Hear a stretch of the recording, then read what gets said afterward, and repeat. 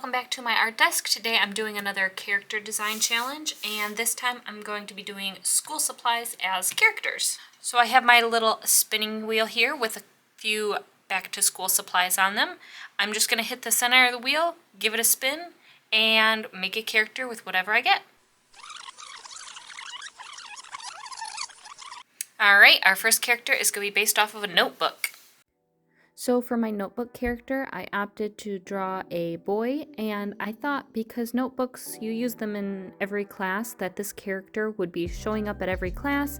He would apply himself, he would know what he's there for, and just be overall a very educated, kind of nerdy type of character. This character values his studies more than other activities, so he's quite pale, he doesn't get outside much, and he also has large glasses. I imagine this character is always writing down his thoughts, so he's carrying a bunch of notebooks.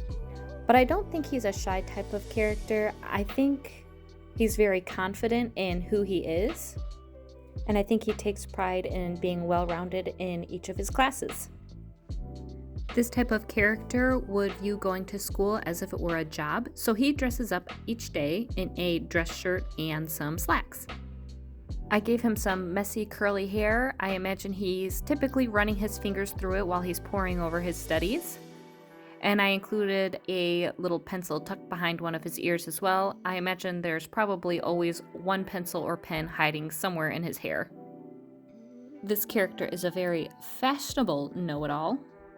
So I gave him some bright red pants because most notebooks are just a flat primary color on the front, and I thought he needed a little pop of color somewhere. I think math would probably be his best subject because everybody knows red notebooks are for math class.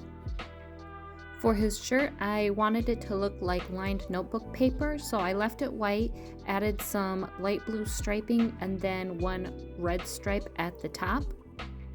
And because this is a fashionable know-it-all, his socks have to match his shirt. Now all that's left for our character here is to do some line art, some white highlights, and he is all done. Alright, moving on to my second character. Okay, it was between glue stick and crayons, and the wheel chose crayons. Right off the bat, I knew that this character was going to be cheery, childish, and really colorful, so I decided to do a cheerleader. Her uniform is based off of a crayon box, and she is cheering for the best team of the crayon world, Crayola. Her uniform is mostly yellow and green, with some of those distinct Crayola markings as well. This crayon character has lots of school spirit, and does all of her cheer routines with the energy of a child. I imagine that this character has really strong emotions. When she's happy, she's very happy, and when she's sad, she is very sad. I think this character would be very encouraging towards people that are younger than her, and she would see any small amount of effort put forward and embrace it.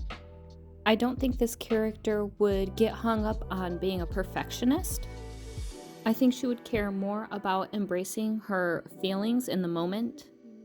And I don't think that anybody really even notices her mistakes because she's just living with such joy and passion. That being said, she is a performer. She loves showing off her routines and the tricks that she knows. And the more she practices, the better she gets. I think this character would have high aspirations of someday becoming a very great performer. And with enough dedication, she could definitely do it.